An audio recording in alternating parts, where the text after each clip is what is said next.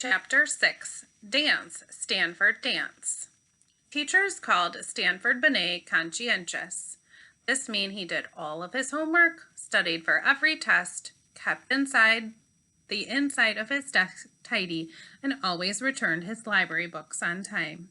This also meant he annoyed his classmates. "Why can't you act like a regular kid?" Calvin asked during Friday free time.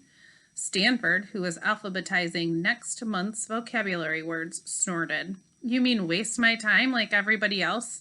He rolled his eyes. "Get serious." "I am serious," said Calvin.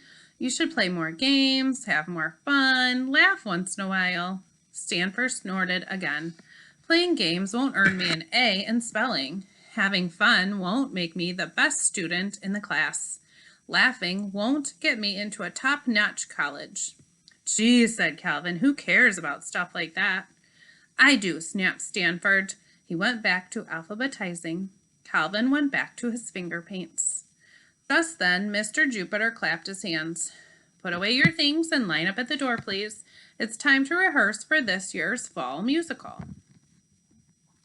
"I hate the fall musical," Lenny grumbled as the children headed down the hall.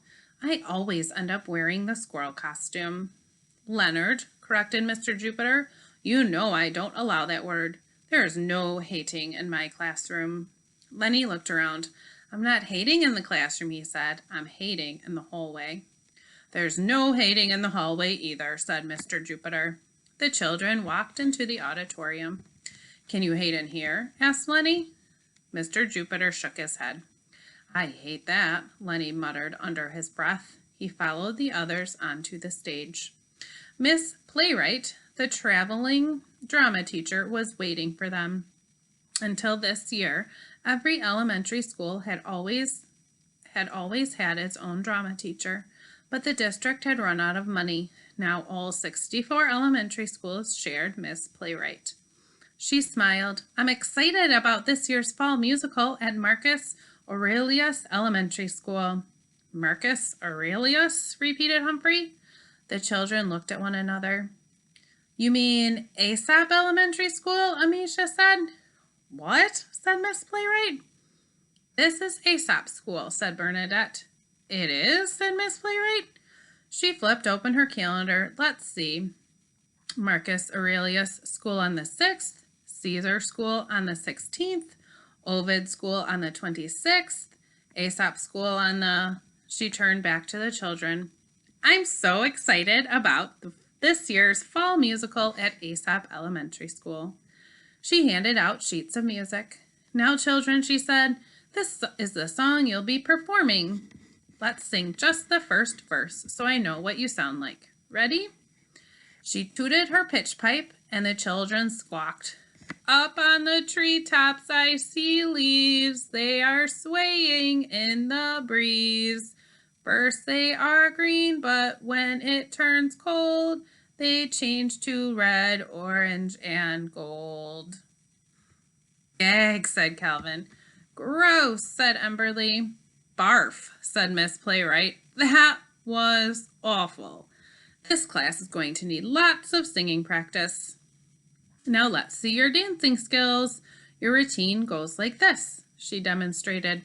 "Side together, clap. Side together, clap. Shimmy, shuffle, hop, turn, kick. Cha-cha-cha." "Now you try," she said. The children hopped, shuffled, kicked. Oomph! Amisha bumped into Ham. Rachel tripped over Melvin. Bruce accidentally grabbed Bernadette's hand. "Cooties!" he cried.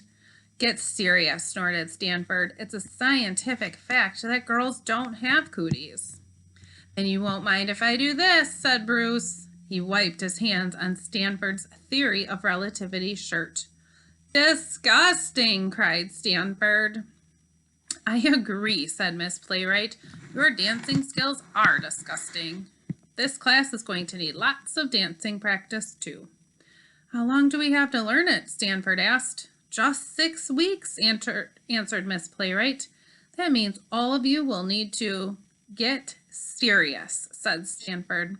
"Exactly," said Miss Playwright. She smiled at Stanford. The fourth graders at Cicero Elementary School are certainly conscientious. Cicero Elementary School, repeated Humphrey. You mean Aesop Elementary, corrected Victoria. What? Said Miss Playwright. This is Aesop School, said Lil. Oh, right, said Miss Playwright. She shook her head to clear it. The fourth graders here at Aesop Elementary are certainly conscientious. I try, said Stanford. I think I'm going to be sick, gagged Bruce. After that, Stanford practiced every chance he got. He practiced on the playground, up on the treetops, in the lunch line. I see leaves, even in the boys' bathroom. They are swaying in the breeze. His classmates watched with annoyance. Why bother? Asked Bernadette one day. The fall musical is a long way off. It's serious, said Stanford. The day of the show will be here before you know it. I'm learning my part, and I think you should too. But no one listened to his advice. 3 weeks before the musical, Stanford knew the entire song, all 3 verses, by heart. The others knew nothing. Let's take it from the top again, cried Miss Playwright during rehearsal. She blew her pitch pipe and sang, Up on the treetops I see fleas, sang Rose. Oh, wet sneeze, sang Bruce. Limburger cheese, sang Ham. Get serious, said Stanford. Why, replied his classmates. We've still got plenty of time. They kept rhyming. Stanford kept practicing. 2 weeks before the musical, Stanford could do every kick, shimmy, and shuffle perfectly. The others could do nothing. Show me your cha-cha-cha, cried Miss Playwright during rehearsal. Bernadette did 2 leaps and an arabesque. Jackie spun on her back. Bruce grabbed Calvin and tangled him around the stage. Get serious, said Stanford.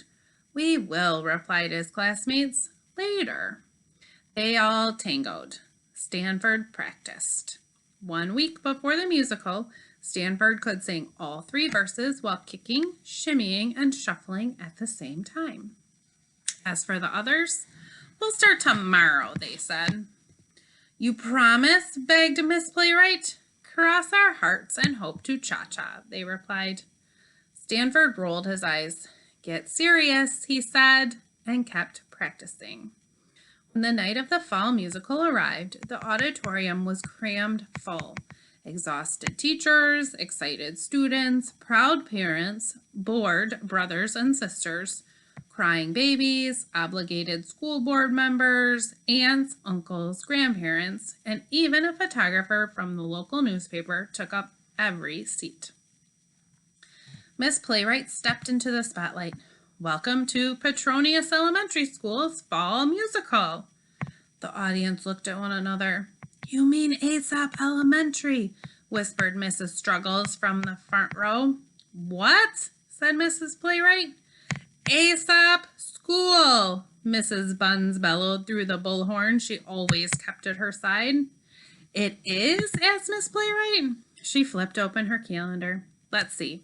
Petronius on the 4th, Pliny the Elder on the 14th, Horace on the 24th, Aesop School on the... She turned to the audience. Welcome to Aesop Elementary School's fall musical. The audience clapped. Backstage, the 4th graders watched nervously as the 1st graders brought down the house with their song, I'm a Little Acorn. The 2nd graders tickled the audience's funny bone with a humorous skit called Roly Poly Pumpkin. The 3rd graders stopped the show with their interpretive dance, Make Applesauce. Then it was the 4th graders' turn. Break a leg, said Mr. Jupiter. That's a terrible thing to say, said Missy. It's an expression I learned while performing in Cats on Broadway, explained Mr. Jupiter. It's theater talk for good luck. Oh, in that case, thank you, said Missy. You're welcome, said Mr. Jupiter. He hurried off to take his seat in the audience. You're on, whispered Mrs. Playwright. She began pushing the children from the wings. They stumbled on stage and into the spotlight. Now what? Whispered Lenny. He shoved the sagging hood of his squirrel costume out of his eyes just as the music started. Up on the treetops, the fourth graders began shakily. I see leaves, Stanford belted out.